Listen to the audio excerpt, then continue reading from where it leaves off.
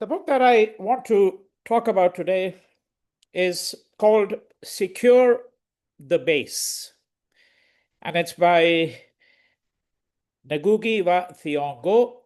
That is one pronunciation of his name. I believe that that is not the correct pronunciation. It's the one that seemed most obvious to me, but exactly how a name of that kind ought to be spelled, or rather pronounced, is something that I would have to defer to the opinion of a native speaker of Kikyu. So the other pronunciations of his name are Ngugi wa Thiong'o, and I'm told that perhaps the best pronunciation, or the most reliable one, is Ngugi wa Thiong'o.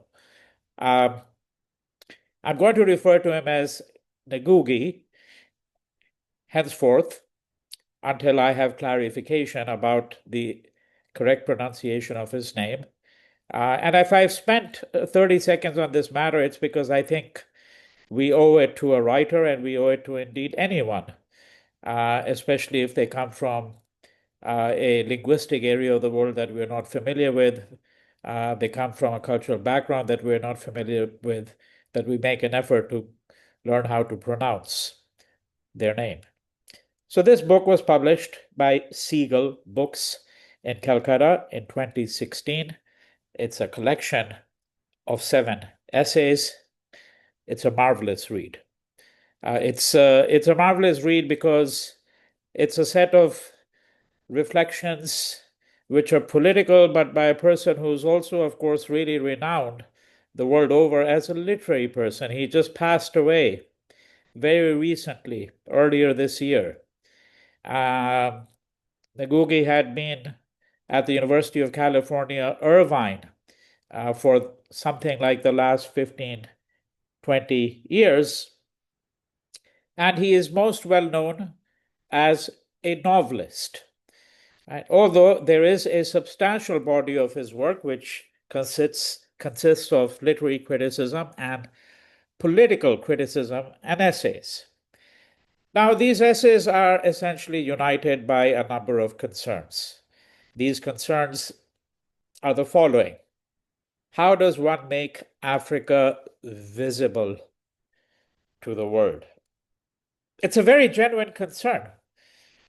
Who really thinks about Africa? Right?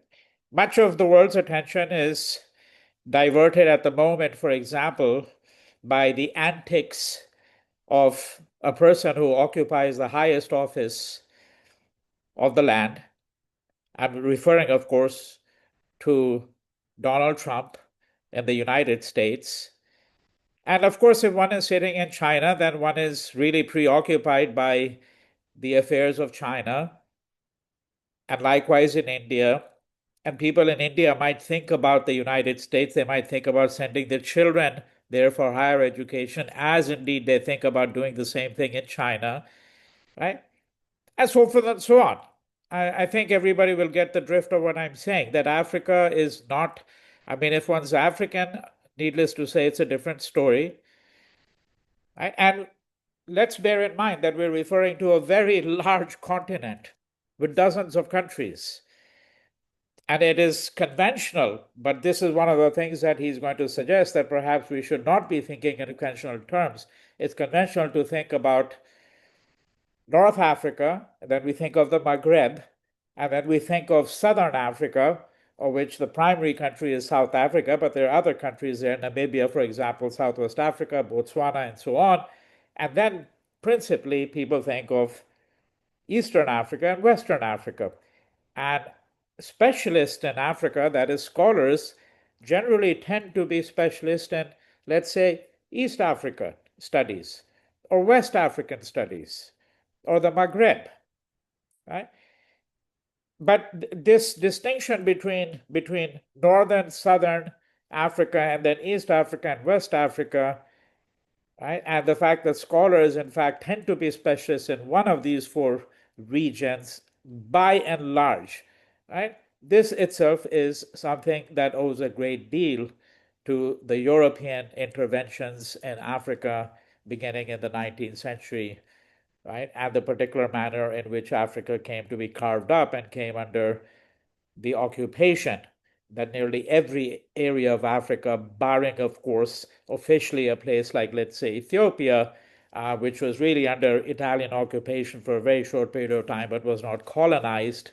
Um, but if you leave aside an exception or two like that, all of Africa was under colonial occupation. The major colonial powers being Great Britain, and France, and of course countries such as Belgium had a large say in what happened in places like the Congo, right? Mozambique was a Portuguese colony, and so on. We don't need to enumerate all the European powers and all the colonies by name, but Britain and uh, France were unquestionably the major colonial powers. So, what is this book animated by? It's animated by the concern to make Africa visible. Secondly, it's animated by the concern to make Africa visible in African languages, in African modes of thinking. And thirdly, it is animated, inspired, moved by the concern to not simply make Africa visible, but to have us think about Africa so that we can question the received knowledge we have, the received impression we have of Africa, and we can also use that to question us what we know about ourselves. Now, Ngugi or Ngugi may not put it exactly in those terms, but this is, of course, where the interpretation lies in my hands, is to think about how he's put together these essays and how he's shaped them into one single work. So these essays are very simply called Contempt and Self-Contempt, how the word tribe obscures the reality of African politics. 2, Privatize or Be Damned, Africa, Globalization, and Capitalist Fundamentalism. I want you to note the phrase capitalist fundamentalism. He's absolutely correct that when we're thinking about what I would call the fundamentalisms of our time, and in one of my courses, in a course on contemporary world history, I end that with a lecture on what I call the fundamentalisms of our time. The fundamentalism of religion is what most people recognize when they think of fundamentalism, because fundamentalism has been used to describe, a religion in its extremist turn, if I may use the phrase in this way. We know that this is not the time and place to get into a detailed discussion of the fact that the word fundamentalism is most appropriately applied in the American context to Protestant Christianity and the fundamentalist turn there, because that word fundamentalism really arose from the attempt of Christians in the United States circa 1900 to try to bring Christianity back to its fundamentals, right? That is a more puritanical and evangelical version of the faith, right? Which has had iterations, of course, in the 20th century, and we can see that the birth of evangelical Christianity has something to do with that turn. But this word fundamentalism then began to be applied to other religions when they took an extremist term, and there was even what was called the Fundamentalism Project at the University of Chicago, which was essentially about the fundamentalist turn in world religions and all religions. But what Ngugi is suggesting, and what I have for many years been doing in my course, is to suggest that we need to think about other fundamentalisms, including the fundamentalism of the market, which is what he's referring to here when he speaks about capitalist fundamentalism, because the supposition there in our modern vocabulary and our modern understanding has been that today that the market has become a force, right, which is totally irresistible. So there's a kind of fundamentalism about it, and the supposition that we're all that the destiny of every humankind now is really to come under the sign of the market, right? And that's of course the problem with the poor, that they're not completely under the sign of the market, because you can only become a good consumer once you have some means at your disposal, right? So that second chapter, Africa, globalization and capitalist fundamentalism. Third chapter, new frontiers of knowledge, the challenge of the pan-Africanist social scientist. Fourth chapter, splendor and squalor, the global responsibility to protect humanity. Right? Fifth, the legacy of slavery. Sixth, nuclear armed clubsmen, weapons of mass destruction and the intellectual. You might say that he actually begins with some insights there, which are then carried into this particular essay, this particular chapter. These were all, these chapters were, lectures that were delivered at various institutions.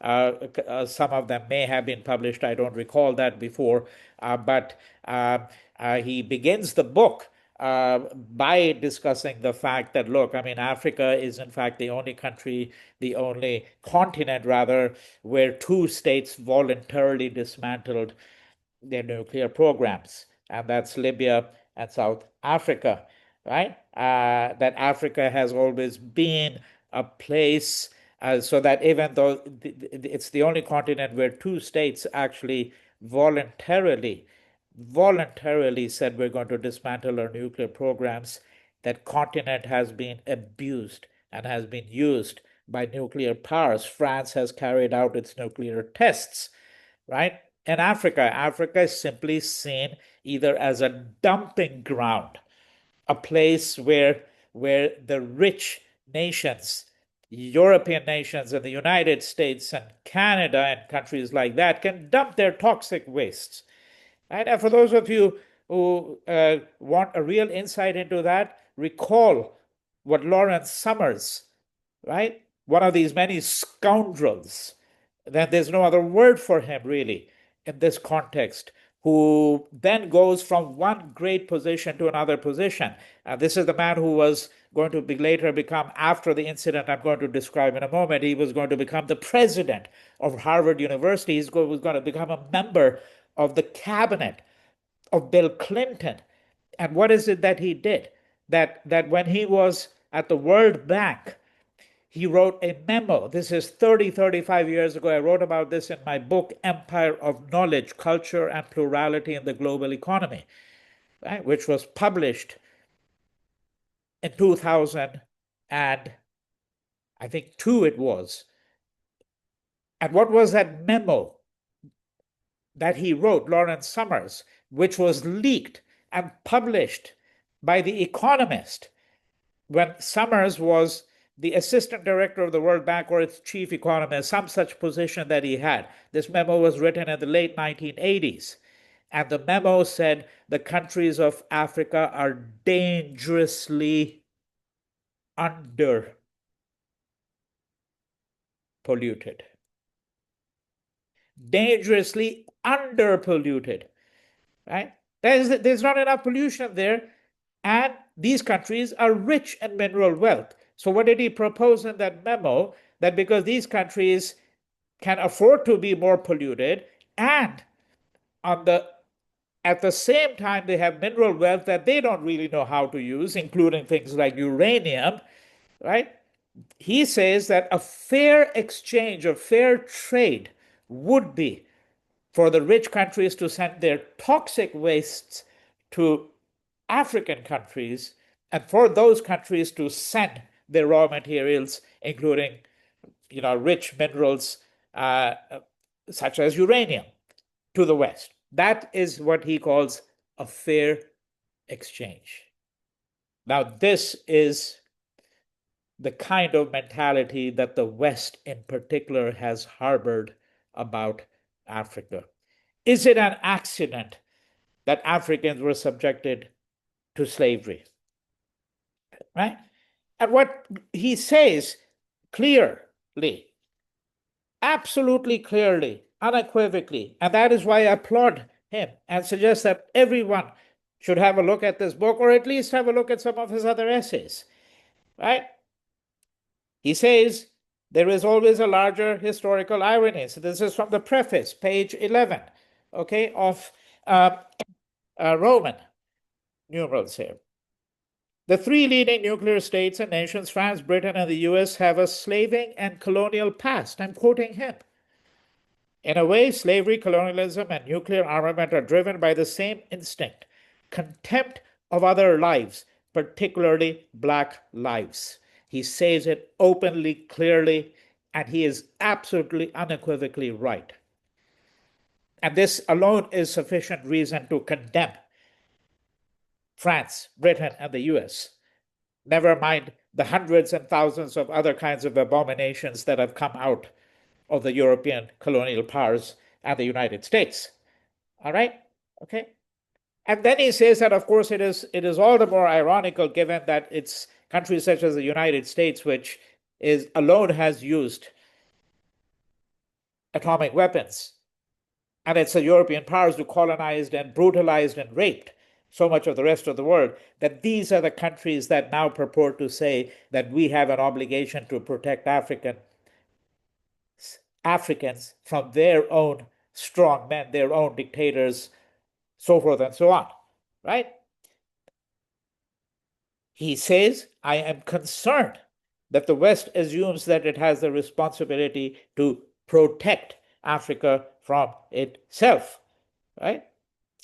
And he refers to a debate that took place in the UN General Assembly on this question on 23rd July 2009. Right? Now, one of the things I like about this book very much is that he comes from a literature background, right? And so you find the occasional reference to Forster, some other novelist, Shakespeare. And here is the first Shakespeare quote that appears, which is from King Lear. And I've already described the context, all this hypocrisy and irony, right? It's far more than hypocrisy and irony because, hypocrisy doesn't always have the kind of fatal consequences that we have seen happening as a consequence of Western actions in the African continent. So he says a Western government that sanctions torture within its borders or within rented torture chambers in other countries should be held to the same standards as governments elsewhere. It is King Lear all over again in the case of justice among and between nations. Quote, through tattered clothes, great vices do appear. Robes and furred gowns hide all. Plate sin with gold. And the strong lance of justice hurtless breaks. Armed in rags, a pygmy's straw does pierce it. How fantastic, right? Through tattered clothes, great vices do appear. You see a beggar on the street and wearing tattered clothes, and you immediately arrive at the conclusion this person probably has arrived at this condition because of his vices, right? If a middle class person or a upper class person drinks and occasionally drinks too much, it's one story. But if the poor man drinks and then he's seen as a drunkard, a perpetual drunkard, right? Through tattered clothes, great vices do appear. Robes and furred gowns hide all. But let him dress up. It disguises everything.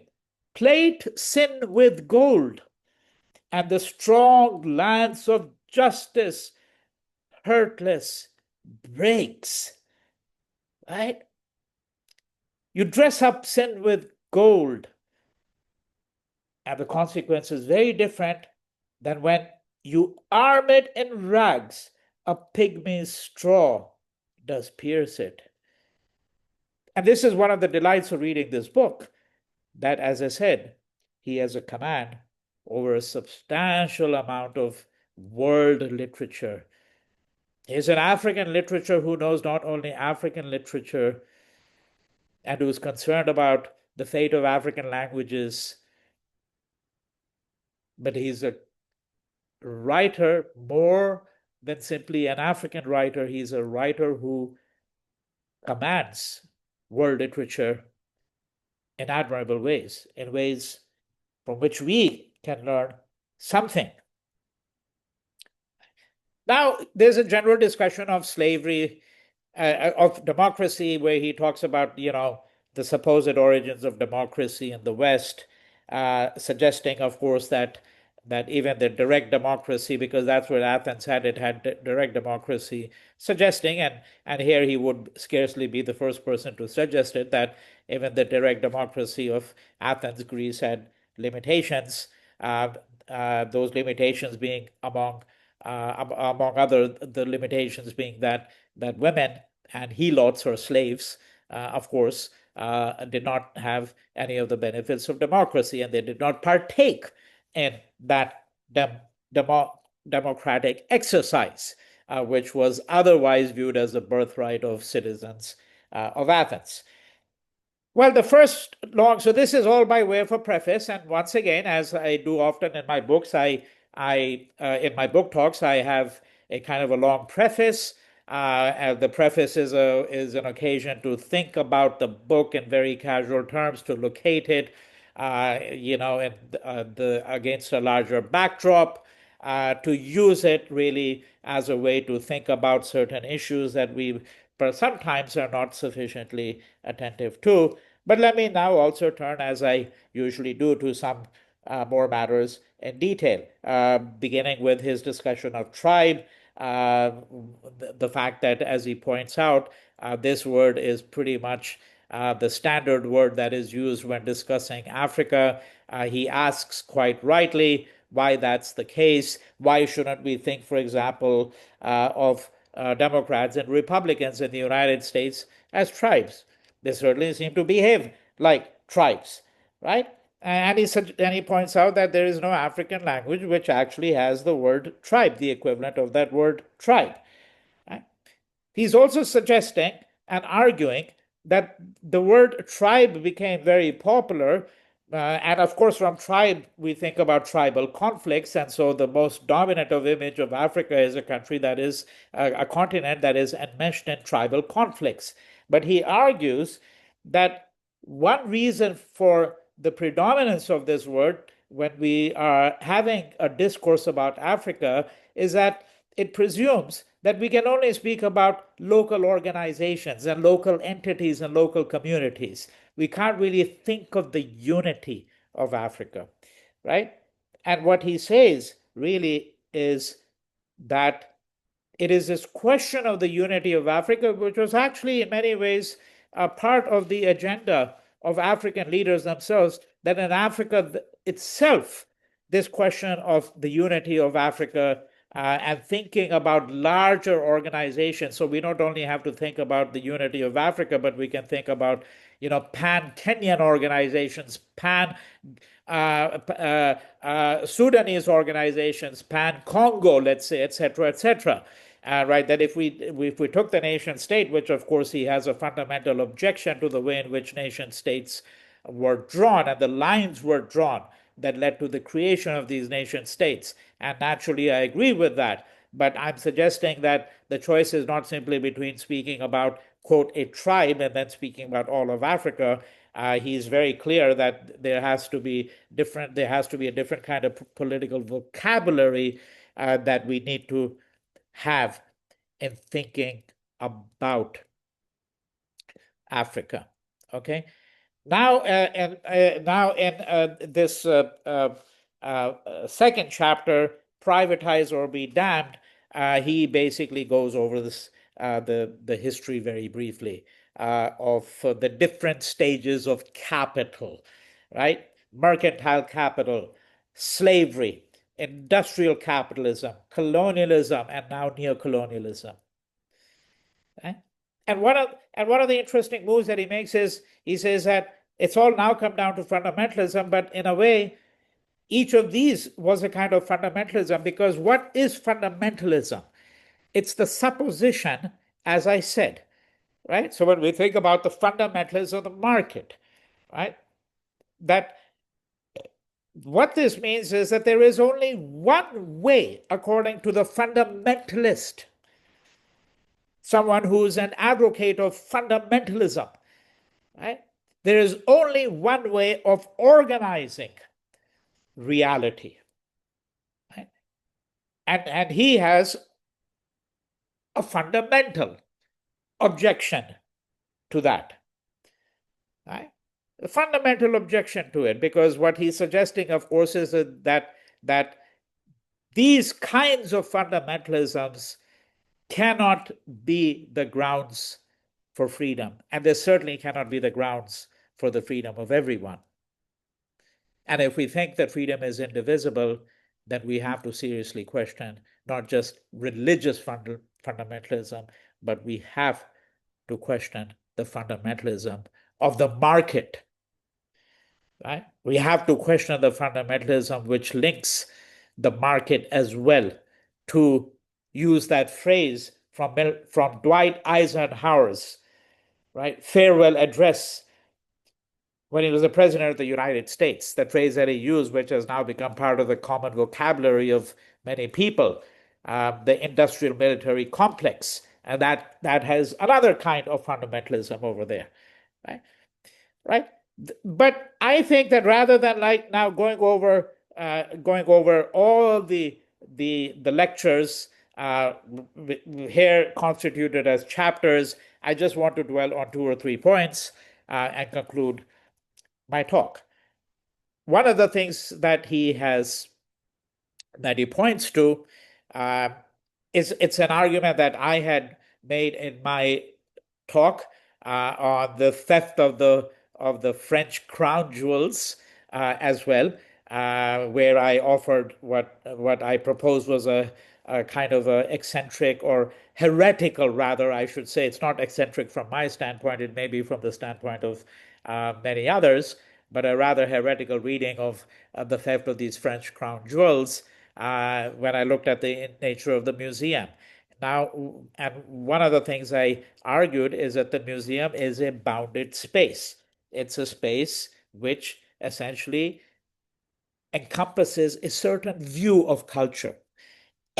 Right? So if I can, rather than offering a long extended account of the birth of the museum and the particular way in which the museum has evolved, just think of it this way. I'm going to put it in the starkest terms. The white American could not tolerate the Native American except in a museum. Right? So you kill them all, or you kill the vast majority of them, you exterminate them, and then you build museums of American Indian history. Right? Because of course you need that because that completes the record, the fossil record of humanity, that we have to know everything that we've had. This is, of course, the Enlightenment quest, right? That everything in the world is knowable, mappable, everything can be categorized, known, mapped, described, often quantified, right? And so that's what anthropology did. Well, you study these people who are gradually becoming extinct, and very often the anthropologist, very often, not always, very often the anthropologist himself was instrumentalized or allowed himself to be instrumentalized to finish off a certain group of Native Americans, all right? So the museum, I was saying, should be added to that list of these institutions which are bounded spaces, right? And this is one of the things that he talks about in passing, about these bounded closed spaces, the prison, the slave, the plantation. Why do all of these come to his mind? Because that is, of course, what Africans' lot was to suffer in these bounded, closed spaces. The plantation, right? The prison. There are not 100 points of entry into a prison. There's one, and you come out of that, you exit that, and you come out of that if you come out of it. The concentration camp. You go in, you don't usually come out. Right? If I can put it this way, the American Indian or the Jewish person in Nazi Germany because the Nazis had this, not something I can talk about at great length over here, just mention it.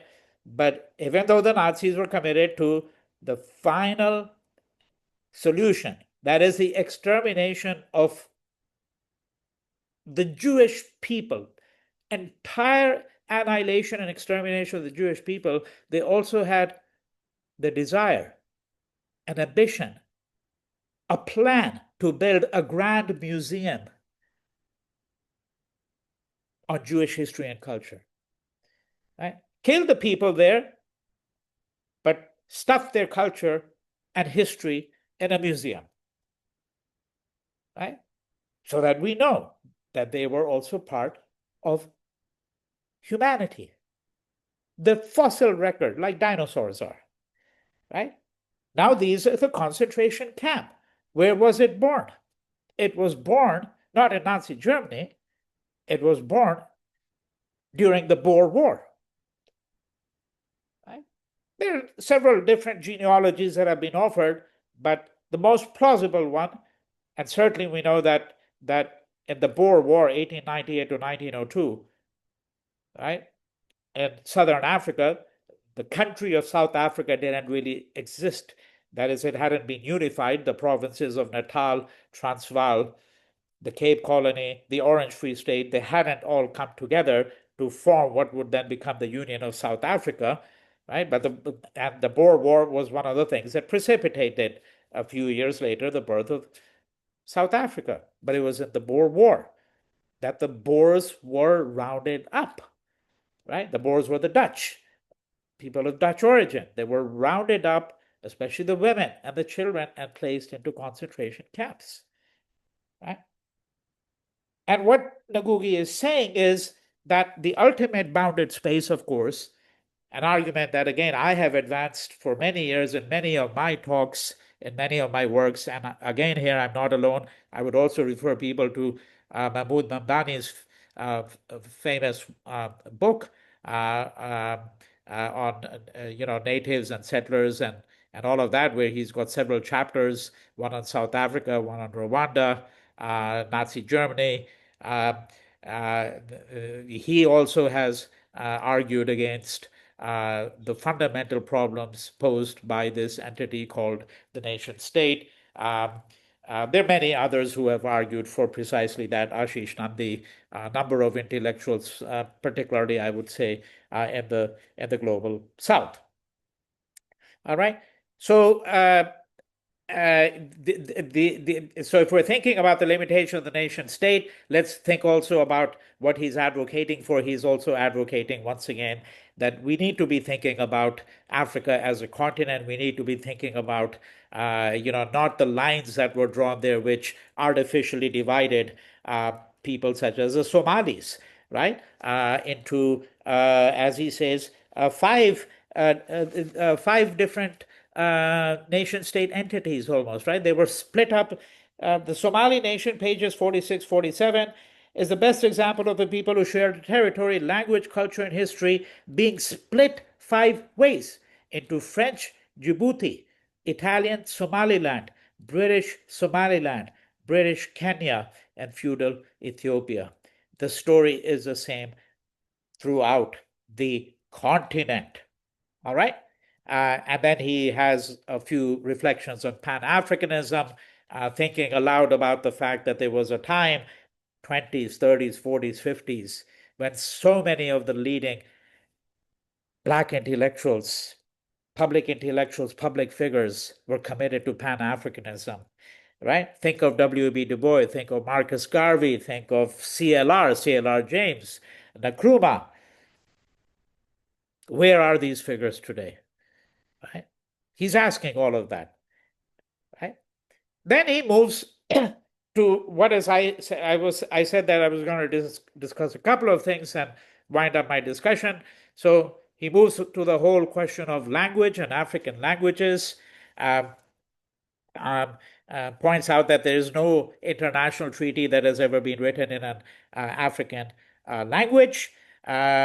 Argues, as has been argued by Fanon. Here again, I would want to point out that I wish that Ngugi had gone not just to Fanon, but had gone to someone like Gandhi, because I think African intellectuals will almost invariably go to somebody like Fanon. And what is it that Fanon had said? That if Africa really wants to become like Europe, then you might as well leave it to the Europeans. You might as well let the Europeans rule, Africa, right? That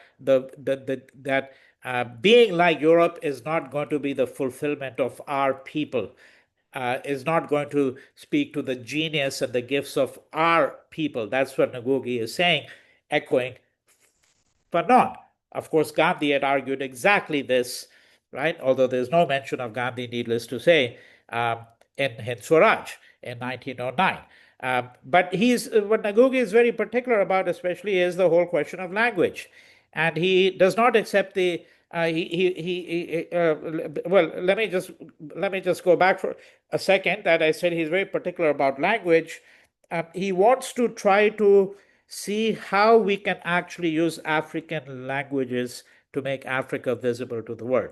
This is one reason why, and this is, of course, what is singularly distinctive about him, that when he started writing, and especially his fiction, he wrote it in Kikyu, which means that his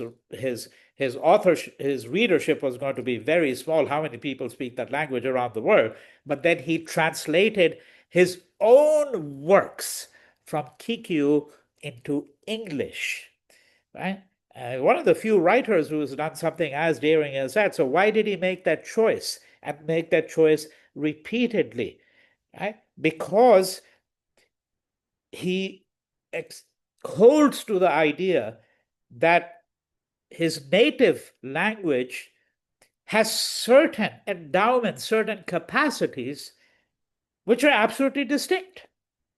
And so therefore he does not accept, and I entirely agree with him, he does not accept the argument that there are some languages that are wholly inadequate, because it has sometimes been argued that the African languages are wholly inadequate with dealing with certain kinds of modern questions, with certain ways of thinking. They don't have that kind of vocabulary, and that it's not sufficient to just artificially create that vocabulary. This is an exercise that was carried out in many countries of the world, including India. When India became free in 1947, the government of India appointed a committee. And what was the function of this committee? To draw up a list of several thousand words, scientific, technological words, right? Drawn from English, for which they said we need to have an equivalent in Hindi, right? An equivalent in Hindi. So it's like the word computer. Do you know anyone? Does anyone know anybody in India who uses a Hindi word for computer, right? Or for rockets, let's say, right? So this was an exercise that was carried out there, but this is not exactly the problem that Ngugi is concerned with, because what he's really saying is that when people say that a language is inadequate, right, they're saying is that a certain African language like Kikyu does not have the capacity to be able to express very complex thoughts. And he rightly points out, not only is this rubbish, he points out exactly the same argument was made about French and German vis-a-vis Latin.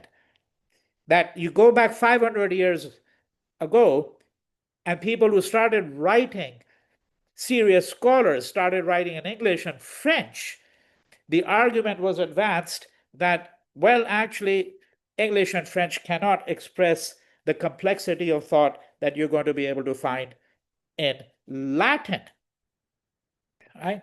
And of course, nobody would dare subscribe or hold to the view today that French and English are inadequate to express a whole range of human feelings or emotions or complex thoughts, so forth and so on, right? And this is, again, I think one of those things that makes Ngugi's work secure the base, once again, so delightful, because in the 115 odd pages, he's able to raise complex questions, draw attention to texts that we might not be thinking about even if we are aware of them. So on this particular question of French and German, and in comparison to Latin, he says, bottom of page 72, those languages needed the courage, referring to English and French, needed the courage of the intellectuals to break out of the dominance of Latin memory.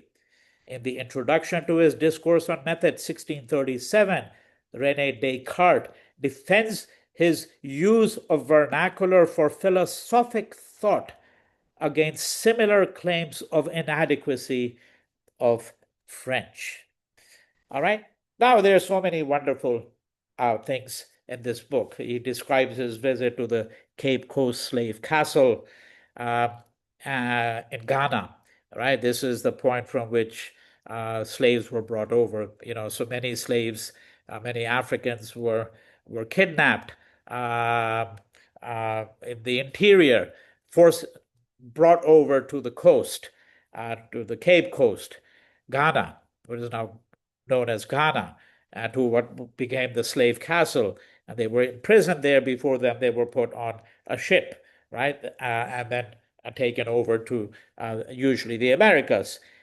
He says that the slave coast, Cape Coast slave castle is a metaphor for the world at large, because the top floor of this castle, the wealthy slave owners or their agents, would be feasting. There was a ballroom there, festivities. Underneath, the dungeons, where thousands of Black people were shackled as they were on the Middle Passage, right? And so this is that metaphor. He's talking about splendor over squalor, and he says that's the world that we're living in today.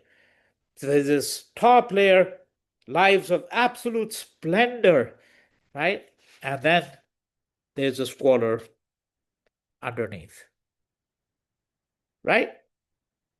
So we could go on in this fashion for quite some time.